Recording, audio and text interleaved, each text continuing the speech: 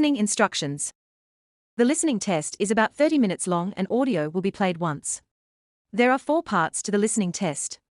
You will be given 10 minutes after the completion of the test to transfer answers to an answer sheet. Each part contains 10 questions with a total of 40 questions. Section 1. You will hear a woman talking to a doctor at a clinic about a medical problem. First, you have some time to look at questions 1 to 4.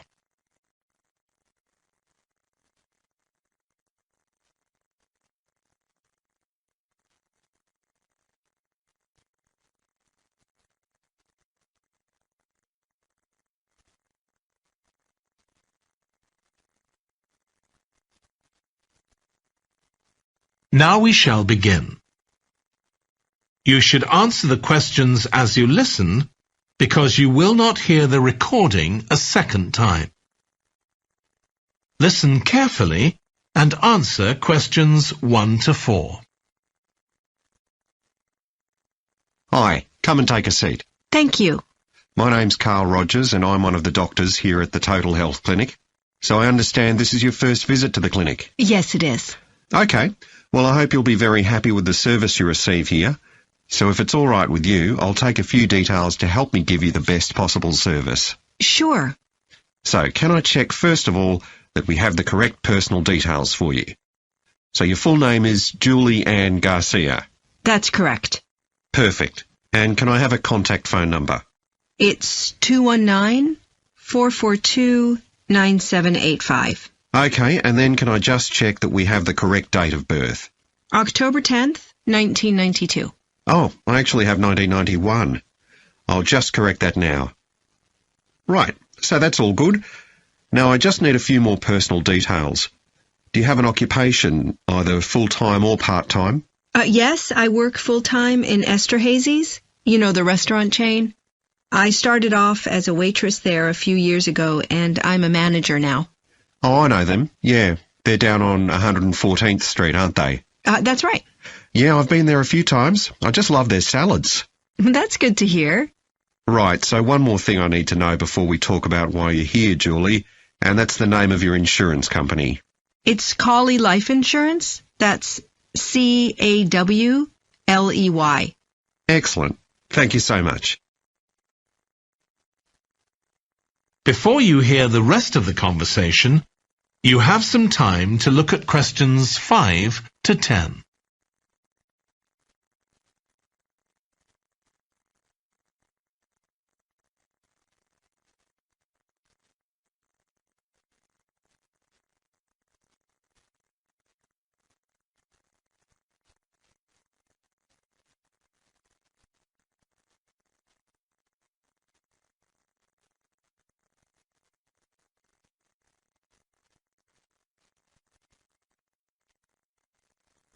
Now listen and answer questions 5 to 10. Now, Julie, let's look at how we can help you. So tell me a little about what brought you here today. Well, I've been getting a pain in my knee, the left one. Not very serious at first, but it's gotten worse, so I thought I ought to see someone about it. That's certainly the right decision. So how long have you been aware of this pain? Is it just a few days, or is it longer than that? Longer. It's been worse for the last couple of days, but it's 3 weeks since I first noticed it. It came on quite gradually, though, so I kind of ignored it at first. And have you taken any medication yourself or treated it in any way? Yeah, I've been taking medication to deal with the pain, Tylenol, and that works okay for a few hours, but I don't like to keep taking it. Okay. And what about heat treatment? Have you tried applying heat at all? No, but I have been using ice on it for the last few days. And does that seem to help the pain at all?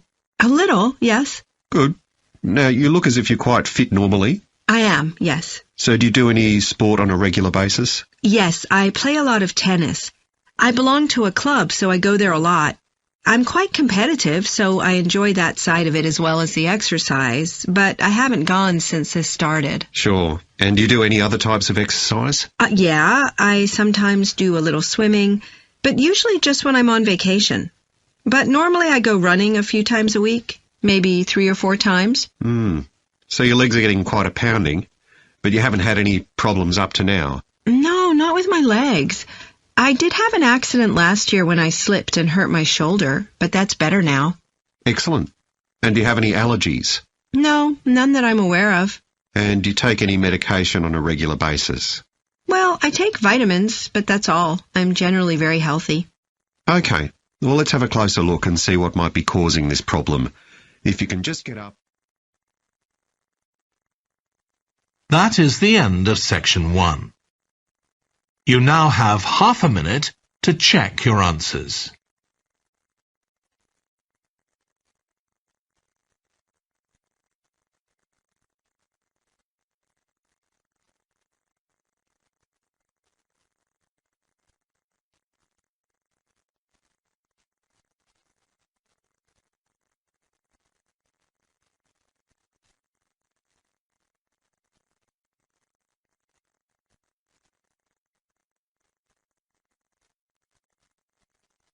Now turn to section 2.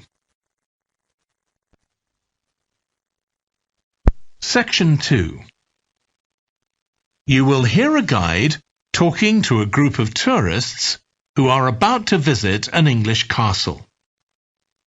First, you have some time to look at questions 11 to 15.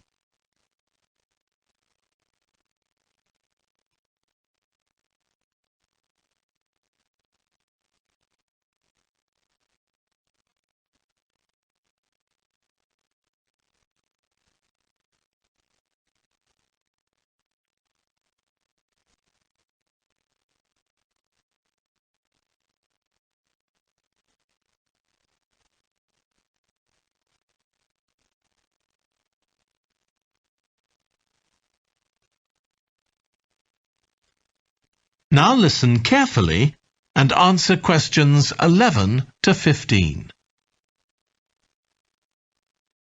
We'll be arriving at Branley Castle in about 5 minutes. But before we get there, I'll give you a little information about the castle and what our visit will include. So, in fact, there's been a castle on this site for over 1100 years. The first building was a fort constructed in 914 AD for defence against Danish invaders by King Alfred the Great's daughter, who ruled England at the time. In the following century, after the Normans conquered England, the land was given to a nobleman called Richard de Vere, and he built a castle there that stayed in the de Vere family for over 400 years. However, when Queen Elizabeth I announced that she was going to visit the castle in 1576, it was beginning to look a bit run down. And it was decided that rather than repair the guest rooms, they'd make a new house for her, out of wood, next to the main hall. She stayed there for 4 nights, and apparently it was very luxurious. But, unfortunately, it was destroyed a few years later by fire. In the 17th century, the castle belonged to the wealthy Fennis family, who enlarged it and made it more comfortable.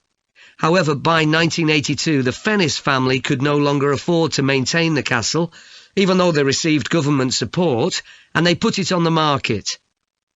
It was eventually taken over by a company who owned a number of amusement parks. But when we get there, I think you'll see that they've managed to retain the original atmosphere of the castle.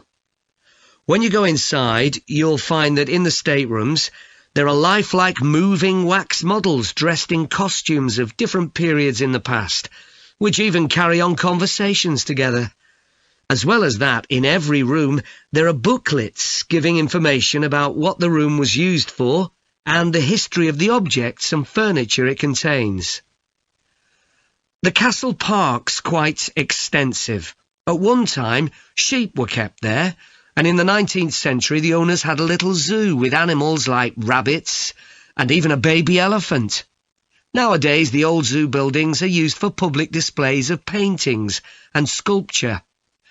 The park also has some beautiful trees, though the oldest of all, which dated back 800 years, was sadly blown down in 1987. Now, you're free to wander around on your own until 4:30, But then, at the end of our visit, we'll all meet together at the bottom of the great staircase. We'll then go on to the long gallery, where there's a wonderful collection of photographs showing the family who owned the castle 100 years ago having tea and cakes in the conservatory.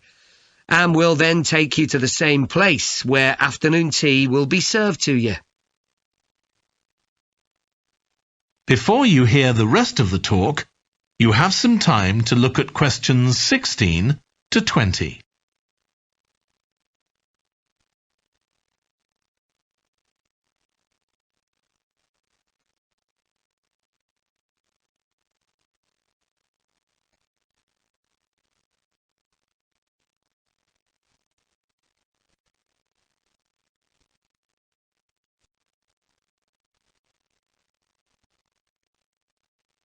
Now listen and answer questions 16 to 20. Now, if you can take a look at your plans, you'll see Branley Castle has 4 towers joined together by a high wall, with the river on 2 sides. Don't miss seeing the Great Hall. That's near the river in the main tower, the biggest one, which was extended and redesigned in the 18th century. If you want to get a good view of the whole castle, you can walk around the walls. The starting point's quite near the main entrance. Walk straight down the path until you get to the south gate, and it's just there. Don't go on to the north gate. There's no way up from there. There'll shortly be a show in which you can see archers displaying their skill with a bow and arrow. The quickest way to get there is to take the first left after the main entrance and follow the path past the bridge. Then you'll see it in front of you at the end. If you like animals, there's also a display of hunting birds, falcons and eagles and so on. If you go from the main entrance in the direction of the south gate, but turn right before you get there instead of going through it, you'll see it on your right, past the first tower. At 3 p.m, there's a short performance of traditional dancing on the outdoor stage. That's right at the other side of the castle from the entrance and over the bridge. It's about 10 minutes walk or so. And finally, the shop. It's actually inside one of the towers, but the way in is from the outside. Just take the first left after the main entrance, go down the path and take the first right. It's got some lovely gifts and souvenirs. Right, so we're just arriving. That is the end of section 2. You now have half a minute to check your answers.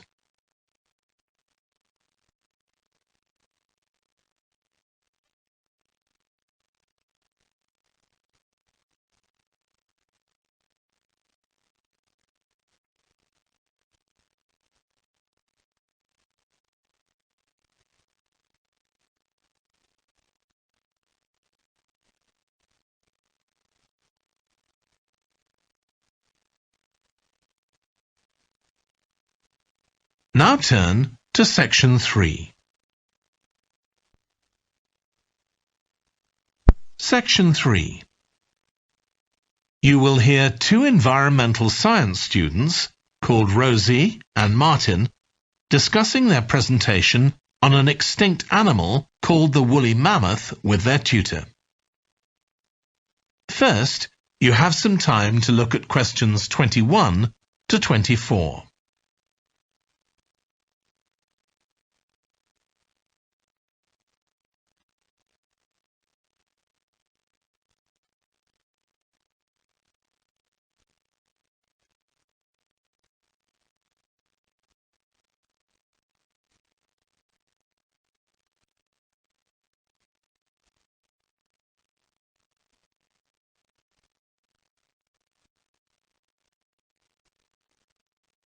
Now listen carefully and answer questions 21 to 24.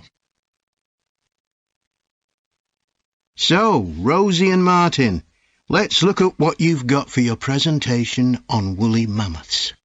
OK, we've got a short outline here. Thanks. So, it's about a research project in North America. Yes, but we thought we needed something general about woolly mammoths in our introduction to establish that they were related to our modern elephant, and they lived thousands of years ago in the last ice age.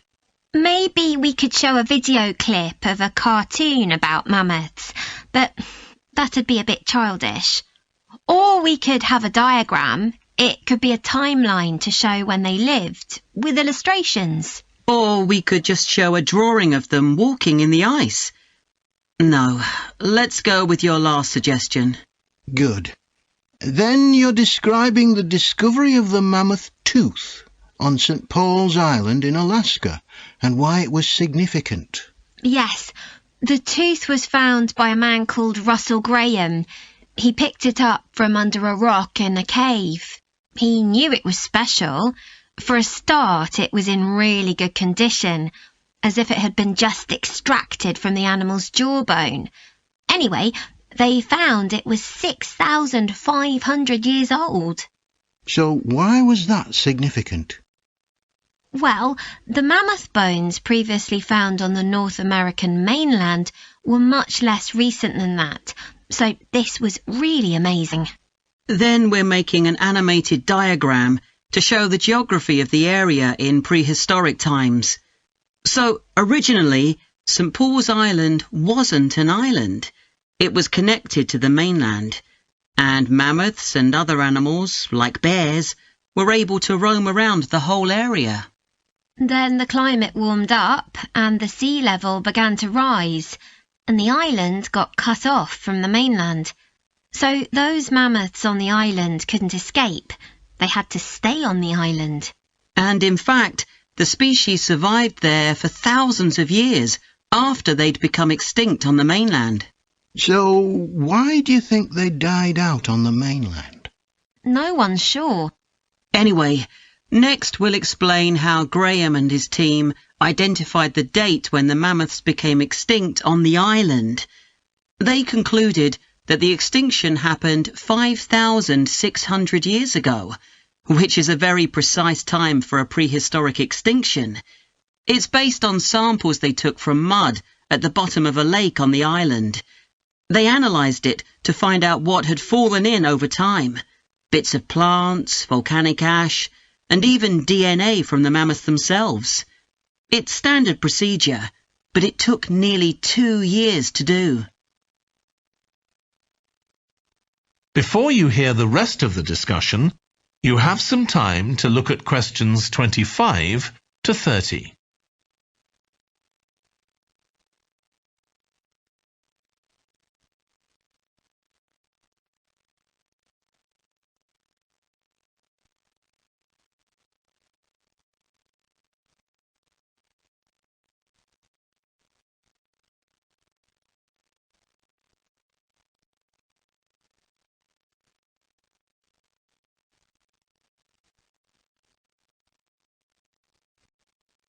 Now listen and answer questions 25 to 30. So why don't you quickly go through the main sections of your presentation and discuss what actions needed for each part? OK. So, for the introduction, we're using a visual. So once we've prepared that, we're done. I'm not sure. I think we need to write down all the ideas we want to include here, not just rely on memory. How we begin the presentation is so important. You're right. The discovery of the mammoth tooth is probably the most dramatic part, but we don't have that much information, only what we got from the online article. I thought maybe we could get in touch with the researcher who led the team and ask him to tell us a bit more. Great idea. What about the section with the initial questions asked by the researchers? We've got a lot on that, but we need to make it interesting. We could ask the audience to suggest some questions about it, and then see how many of them we can answer. I don't think it would take too long. Yes, that would add a bit of variety. Then the section on further research carried out on the island, analysing the mud in the lake. I wonder if we've actually got too much information here. Should we cut some? I don't think so. but it's all a bit muddled at present. Yes, maybe it would be better if it followed a chronological pattern. I think so. The findings and possible explanations section is just about ready, but we need to practice it so we're sure it won't overrun. I think it should be okay, but yes, let's make sure. In the last section, relevance to the present day, you've got some good ideas, but this is where you need to move away from the ideas of others and give your own viewpoint. Okay, we'll think about that. Now, shall we show you some of the... That is the end of section 3. You now have half a minute to check your answers.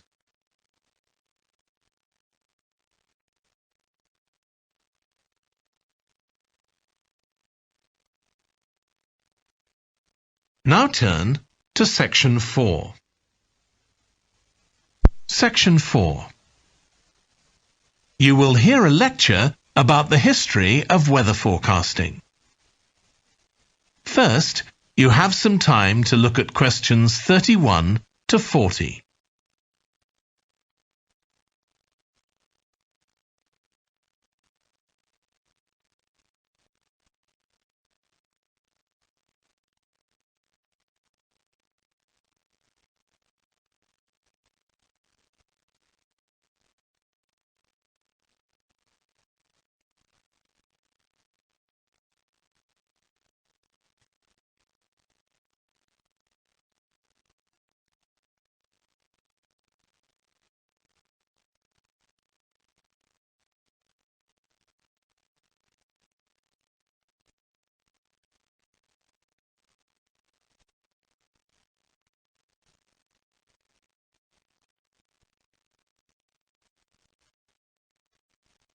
Now listen carefully and answer questions 31 to 40.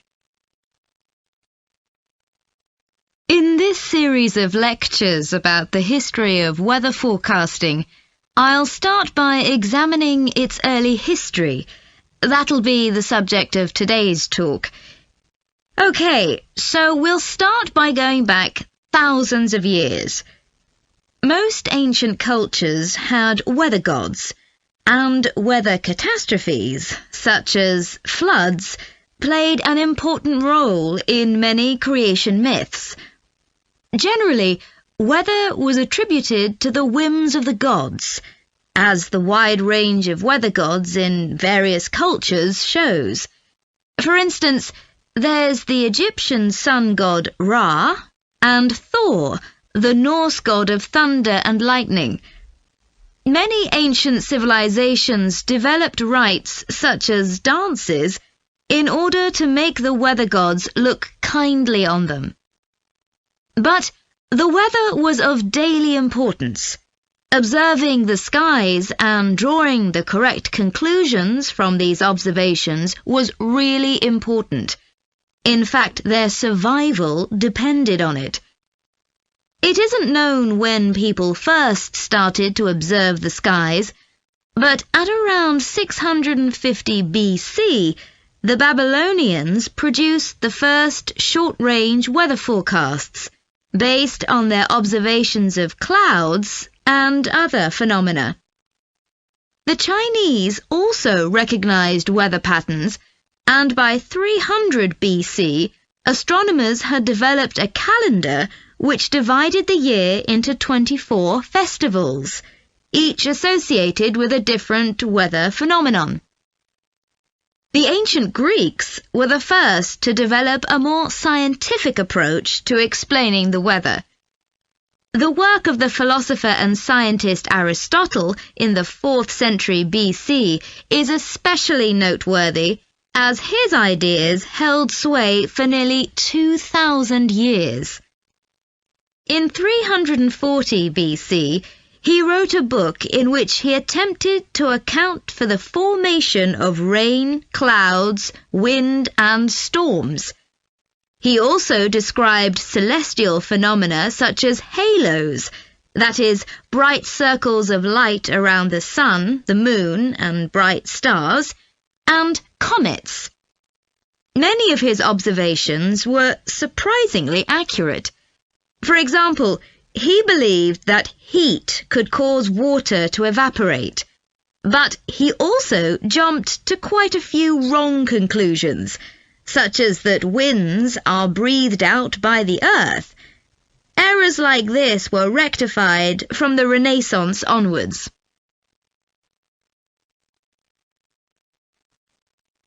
For nearly 2,000 years, Aristotle's work was accepted as the chief authority on weather theory. Alongside this, though, in the Middle Ages, weather observations were passed on in the form of proverbs, such as red sky at night, shepherd's delight, red sky in the morning, shepherd's warning. Many of these are based on very good observations and are accurate, as contemporary meteorologists have discovered. For centuries, any attempt to forecast the weather could only be based on personal observations. But in the 15th century, scientists began to see the need for instruments. Until then, the only ones available were weather vanes to determine the wind direction and early versions of rain gauges.